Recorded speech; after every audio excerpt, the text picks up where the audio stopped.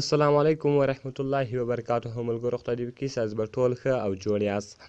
ملګرو په دغه ویډیو کې به زه نن تاسو در وښیم تاسو څنګه کولی شئ چې له خپل موبایل څخه آیفون موبایل جوړ کړئ، یعنې ټوټل سیسټم یې دی که د آیفون ایکس ښه یعنې آیفون 10 ښه. نو ملګرو دا تاسو ډېره په اسانه طریقه سره کولی شئ. نو درځئ ځو ملګرو د ویډیو په طرف ویډیو شروع کوو.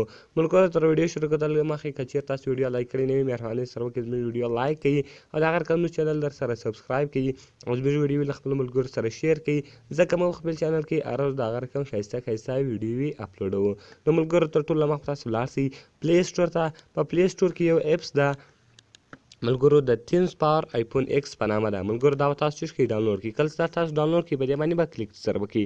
ملګرو کله تاسو په دې باندې کلیک وکړئ دلته دی تاسو ته ګوره دوه اپشنونه درکوي.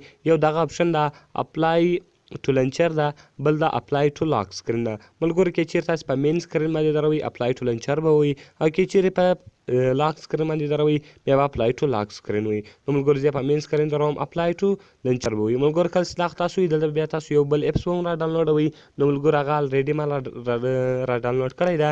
دلته به تاسو راسئ د سی ایم لنچر په نامه ده. ګوره ملګرو زموږ سیسټم لا اوس هغه رقم ده. اوس به دلته تاسو راسئ هغه سی ایم لنچر به چې کړئ خلاص کړئ. ملګرو کله تاسو سی ایم لنچر خلاص کړئ اوس ګوره ټوټل سیسټم به د آیفون غوندې جوړ شي.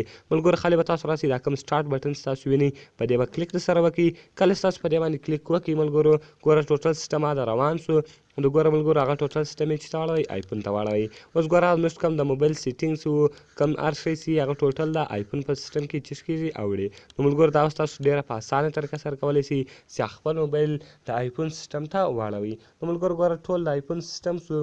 اوس که تاسو هر شی خلاصوئ که چیرې ګیلري که هر شی هغه به ټوټل د آیفون په سیسټم کې چې شي جوړوي. نو ملګرو اوس تاسو کولی شئ چې هغه هر شی چې کړئ د آیفون سیسټم ته واړوئ. نو ملګرو دلته ګوره خالي به سی ایم لنچر ور وښایاست، دلته بیا اوس تاسو چې کړئ اپلای کړئ. چې اپلای کړئ ګوره هغه ملګرو ټوټل د سی ایم لنچر ته واوښتی یعنې آیفون ته واوښتی. اوس به تاسو جسټ ناو ووایه ګوره ملګرو دلته به تاسو نیکسټ ټایم ووایي. کله چې نیکسټ ټایم ووایي ګوره ملګرو هغه ټوټل آیفون سیسټم ته واوښتی. اوس تاسو ډېره په اسانه طریقه سره کولی شئ چې خپل موبایل د آیفون په سیسټم باندې بدل کړئ، هغه هم آیفون 10 یعنې آیفون ایکس آیفون 10 دا کوم نوی ورژن چې راغلی ده. ملګرو تاسو ډېره په اسانه طریقه سره دا کولی شئ.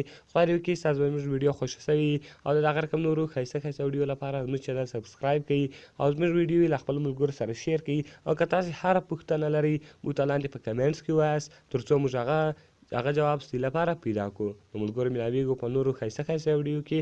د خدای په امان.